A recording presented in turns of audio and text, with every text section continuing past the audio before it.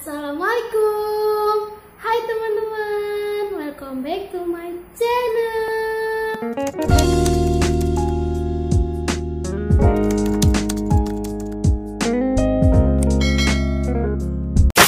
Di video kali ini aku akan membahas tentang hewan, dimana nantinya ada pengelompokan hewan, perkembangbiakan hewan, dan melihat bagaimana sistem gerak pada hewan tersebut. Pada pengelompokan hewan, nanti saya akan membaginya dalam kelompok arthropoda.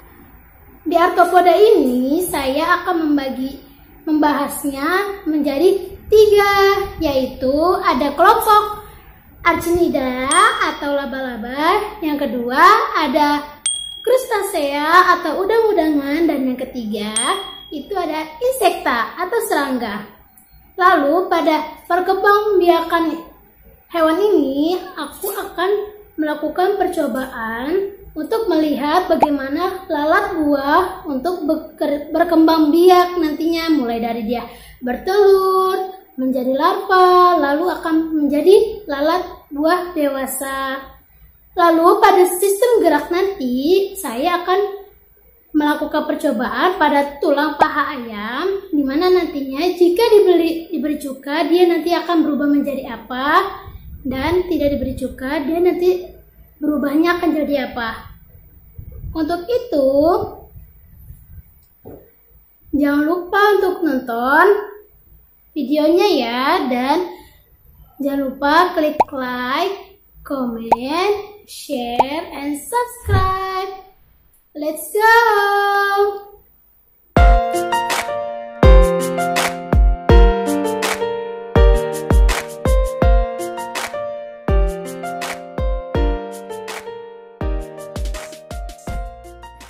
Klasifikasi ilmiahnya bisa dilihat ya teman-teman.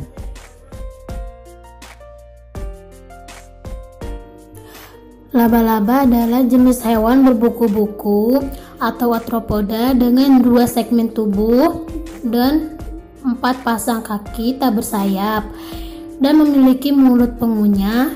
Semua jenis laba-laba digolongkan dalam ordo Aranae dan bersama dengan kalajengking, ketonggeng dan tungau. Semuanya berkaki 8. Pada struktur tubuh laba-laba, di bagian anterior dan abdomennya, pada bagian posterior cephalothorax adalah penyatuan tubuh bagian stifle atau kaput dan bagian toraks atau dada. Pada cephalothorax terdapat sepasang kalisera atau alat sengat dan sepasang pedipalpus atau capit dan 6 pasang kaki untuk berjalan. Kalisera dan pedipalpus ini merupakan alat tambahan pada mulut. Dan pada bagian abdomen, apistosoma laba-laba terdiri dari mesosoma dan metasoma. Pada bagian posterior abdomen terdapat spinneret yang merupakan organ berbentuk kerucut dan dapat berputar dengan bebas. Di dalam spinneret terdapat banyak spigot yang merupakan lubang pengeluaran kelenjar benang halus atau kelenjar benang abdomen. Kelenjar benang halus ini mensekresikan cairan yang mengandung protein elastik. Protein elastik tersebut akan mengeras di udara membentuk benang halus yang digunakan untuk menjebak mangsanya. Laba-laba bernapas dengan paru-paru buku atau trakea. Paru-paru buku ini adalah organ respirasi berlapis banyak seperti buku dan terletak pada bagian abdomen. Ekskresi laba-laba dilakukan dengan tubula atau tunggal Malpighi. Tubula Malpighi ini merupakan tabung kecil panjang dan buntu, dan organ ini terletak di dalam hemosol yang bermuara ke usus. Selain tubula Malpighi, ekskresinya lain dilakukan dengan kelenjar koksal. Kelenjar koksal ini merupakan kelenjar ekskretori buntu yang bermuara pada daerah koksa atau segmen pada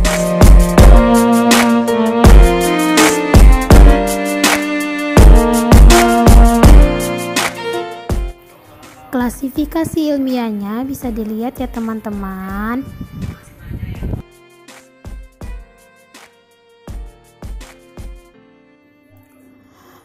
Struktur dan fungsi tubuh pada krustasea atau udang-udangan terdiri atas dua bagian, yaitu kepala dada yang menyatu atau cephalothorax dan perut atau badan belakang yang disebut dengan abdomen.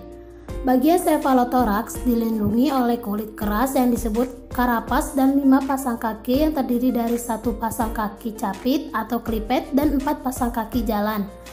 Selain itu, cephalothorax juga terdapat sepasang antena, rahang atas dan rahang bawah. Sementara pada bagian abdomen terdapat 5 pasang kaki renang dan di bagian ujungnya terdapat ekor. Pada udang betina, kaki di bagian abdomen juga berfungsi untuk menyimpan telurnya. Sistem pencernaan krustasea dimulai dari mulut, kerongkongan, lambung, usus, dan anus. Sistem metabolisme akan diekspresikan melalui sel api. Sel saraf krustasea disebut sebagai sistem saraf tangga tali di mana ganglion kepala atau otak terhubung dengan antena atau indera perabanya, mata atau indera penglihatan, dan statosista atau indera keseimbangan.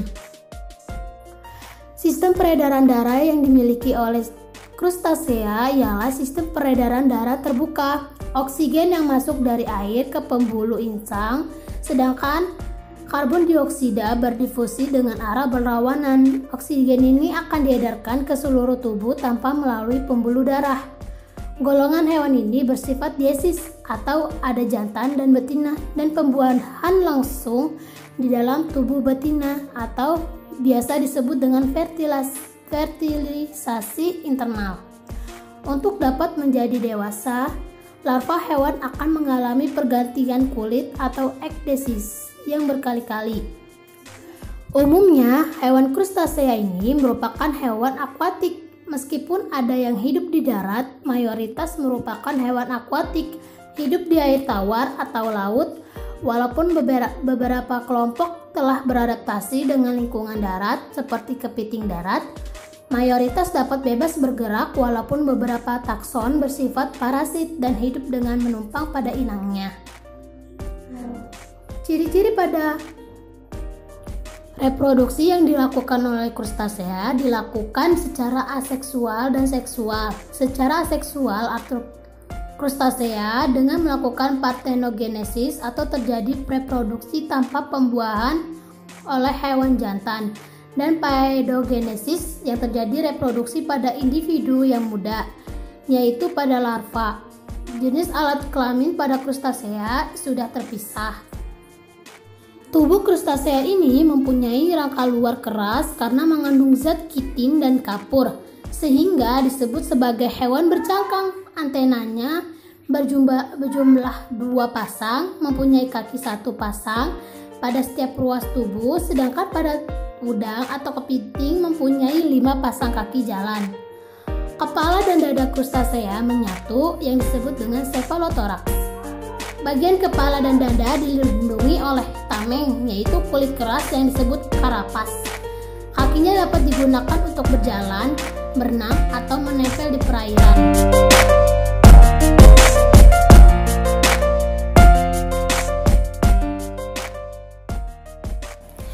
Taksonominya bisa dilihat ya teman-teman. Jangkrik adalah serangga bertubuh kecil hingga sedang yang kebanyakan berbentuk silindris, dan beberapa spesiesnya ada pula yang berbadan agak gepeng tegak. Kepalanya hampir bulat dengan sepasang sungut panjang menjuntai yang muncul persis di depan mata majemuknya. Di dahinya terdapat 3 buah oseli kalau tunggal bernama ocellus, yakni mata sederhana atau mata tunggal. Di belakang kepalanya terletak pronotum, yakni ruas dada yang pertama yang kuat dan mulus tanpa gigir punggung ataupun tepi. Di belakangnya lagi terletak abdomen atau perut yang banyak berruas-ruas. Di ujungnya terdapat sepasang cerci, yakni semacam alat peraba yang serupa duri namun lunak. Pada betina, ovipositornya yang panjang seperti jarum halus serta berkilau. Femora atau pahanya, yakni ruas ketiga pada sepasangan kaki belakang berukuran besar dan berguna untuk melompat. Sedangkan tibia atau betisnya, ruas keempat, kaki belakang dilengkapi dengan deretan duri yang dapat digerakkan. Susunannya berbeda-beda menurut spesiesnya. Tibia pada kaki depan umumnya dilengkapi dengan 1 atau 2 timpani. Kalau tunggal bernama timpanum atau gendang telinga yang berfungsi untuk menangkap getaran suara. Sayap jangkrik seperti menempel ketat membungkus sisi atas abdomennya. Sayap ini berbeda-beda ukuran dan warnanya menurut jenis jangkrik. Ada yang panjang, ada yang pendek, dan bahkan ada jenis yang tanpa sayap. Sayap sebelah depan adalah elytra yang terbuat dari kitin yang kaku, berfungsi sebagai pelindung abdomen yang relatif lunak, dan pada hewan jantan juga sebagai tempat organ pengerik untuk menghasilkan suara. Sayap belakang serupa membran tipis yang berfungsi untuk terbang dan dilipat manakala jangkrik hinggap.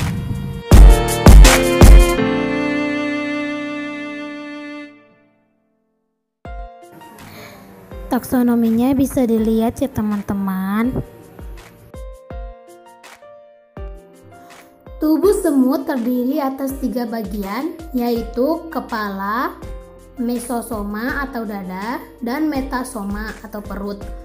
Morfologi semut cukup jelas dibandingkan dengan serangga lain yang juga memiliki antena, kelenjar metapleurar, dan bagian perut kedua yang berhubungan ke tangkai semut membentuk pinggang sempit atau peduncle. Di antara mesosoma atau bagian rongga dada dan daerah perut dan metasoma yang berada perut yang kurang abdominal segmen dalam petiole. Petiole ini yang dapat dibentuk oleh 1 atau 2 node atau hanya yang kedua dan ketiga abdominal segmen ini bisa terwujud. Tubuh semut seperti serangga lainnya memiliki exoskeleton atau kerangka luar yang memberikan perlindungan dan juga sebagai tempat menempelnya otot, berbeda dengan kerangka manusia dan hewan bertulang belakang.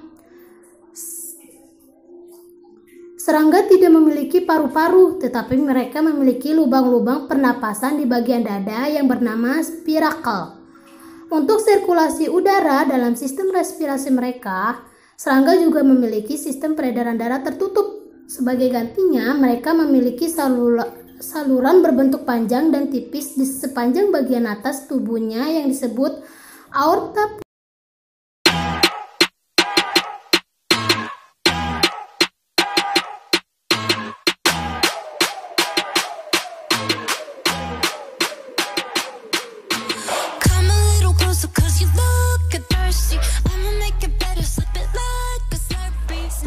Iris gula merah menjadi kecil-kecil.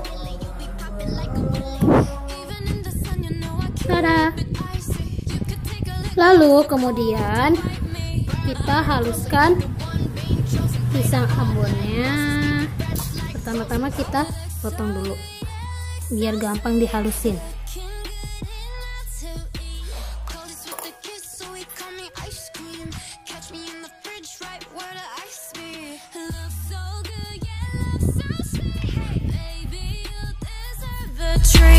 Diamonds on my wrist, so we call me ice cream. You could double dip, cause I know you like me. Ice cream, chillin', chillin', ice cream, chillin'. Ice cream, chillin', chillin', ice cream, chillin'. Tape singkongnya ke tadi pisang ambon tadi yang udah dihaluskan sebanyak 700 gram. Kita campurkan guys. Get it, flip it, scoop it, do it like that, oh yeah, yeah. Like it, love it, like it, do it like la la la, oh yeah. Looks so good, yeah, looks so sweet. Looking good enough to eat. Coldest with the kiss. Kemudian rebus air sampai airnya mendidih ya guys. Lalu ntar masukin adonannya. The tree, diamonds on my wrist, so we call me ice cream. You could double dip, cause I know you like me. Ice cream, chillin', chillin', ice cream. Setelah airnya mendidih, masukkan yang tadi sudah dihaluskan pisang ambon dan juga tape singkongnya.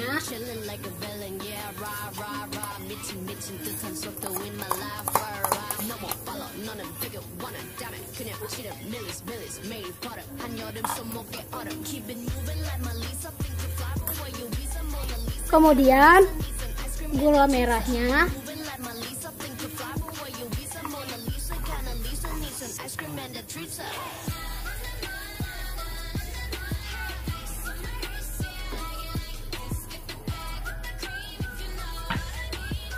Aduk sampai kadar airnya berkurang.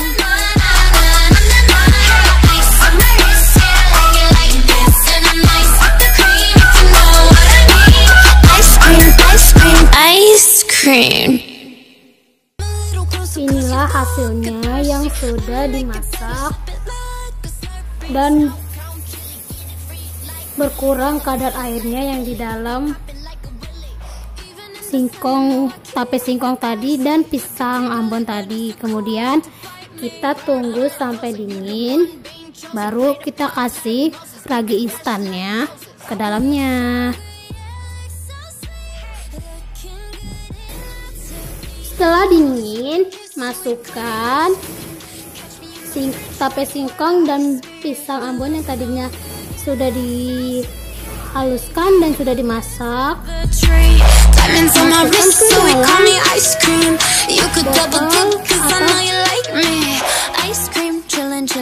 Botol yang sudah disterilkan, taruh sampai 1/3 bagian. 1/3 itu segini ya guys.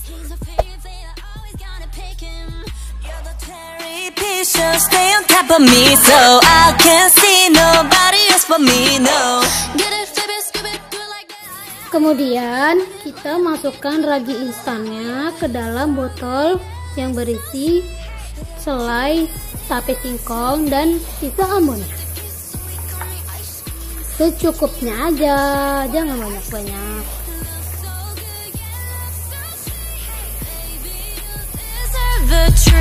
Diamonds on my wrist, so we call me ice cream. You could double dip, cause I know you like me. Ice cream, chillin', chillin', ice cream, chillin'. Ice cream, chillin', chillin', ice cream, chillin'. Ice cream, chillin', chillin', ice cream, chillin'. Ice cream, chillin', chillin', ice cream, chillin'. Jika lalatnya sudah ditaruh, lalu kita tutup dengan spons.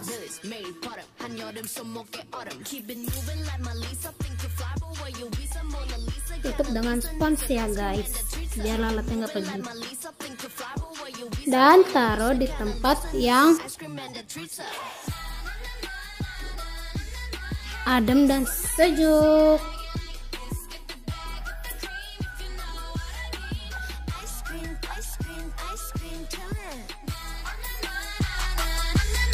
Udah, kita tunggu deh sampai lalatnya berkembang biak di dalam botol ini. Ice cream, ice cream.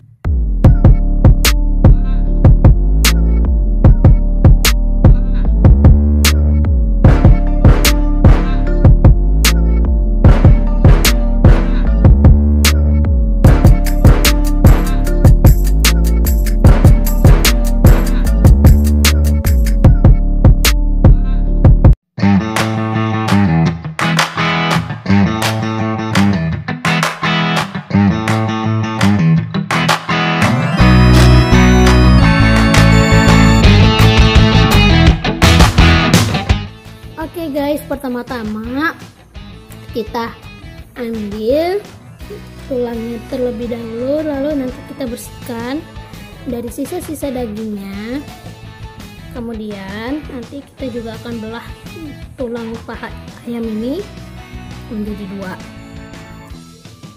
Inilah penampakannya ketika ayam yang sudah dipotong menjadi 2 tulangnya dan dibersihkan dari sisa-sisa dagingnya. Kemudian di sini kita bisa lihat perbedaannya yang tadi. Nah, ini sebelum dikasih air cuka, dia warna tulangnya masih kemerah-merahan dan tulangnya itu masih keras dan berbau amis. dan di dalamnya struktur tulangnya ini kita bisa lihat juga.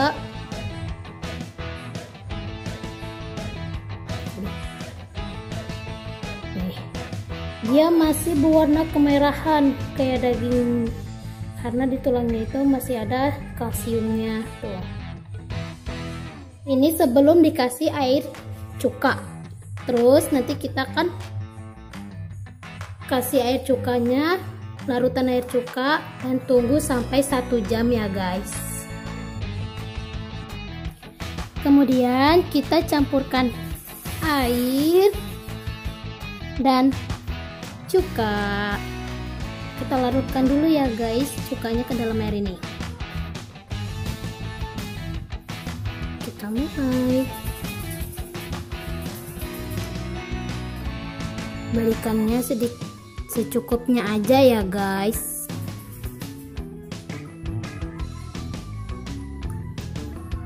Atau sekitar 500 ml cuka.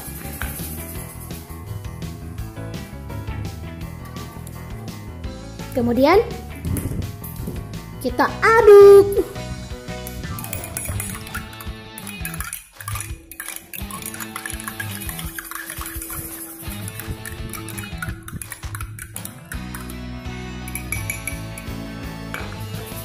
Lalu kita campurkan pada potongan ayam tadi. Di sini aku taruhnya ayamnya. Yang A ini tanpa diberi cuka dan yang B ini diberi cuka.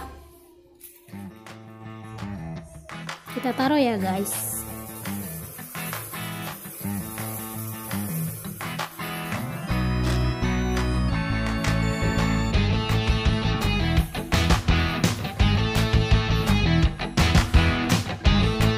Lalu kita siram pakai air cuka.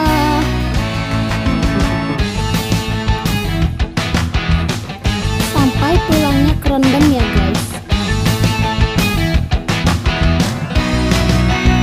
Ini yang tidak diberi cuka kita tuang ya,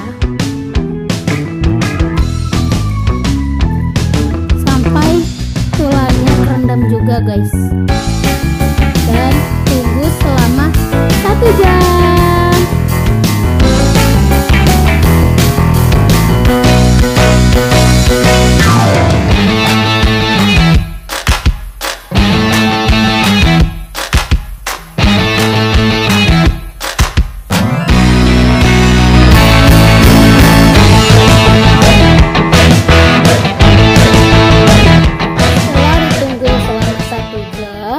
Kita bisa lihat perbedaannya dari kedua tulang ayam tersebut. Yang tanpa diberi cuka, dia masih berwarna merah dan berbau amis. Tulangnya juga kita pegang keras dan tuh masih kelihatan merah darahnya kan, masih kelihatan seger tuh. Sedangkan yang diberi cuka perubahannya sangat signifikan. Dia airnya saja sudah berwarna butek, putih kebutakan gitu. Terus kita pegang tulangnya itu lunak ya guys. Terus warnanya sini sudah hitam. Tuh. Warnanya sudah menghitam dan pucat. Bau amisnya juga tidak ada lagi guys. Jadi kenapa tulang ayam yang diberi cuka dia akan berubah warna? Itu dikarenakan lunturnya kalsium yang ada di dalam tulang paha ayam ini dan pencampuran cuka atau asam klorida kepada tulang ayam ini juga mengakibatkan senyawa baru. Itu dia hasil percobaan hari ini.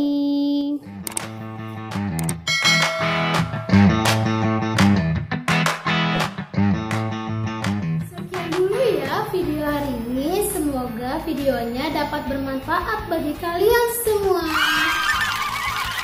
Terus kalian komen di bawah, saya akan melakukan percobaan apa lagi pada video selanjutnya. Dan jangan lupa untuk support selalu channel aku, Putri Melatinisi, dan klik like, comment, share, and subscribe. See you in the next video. Bye bye. Assalamualaikum.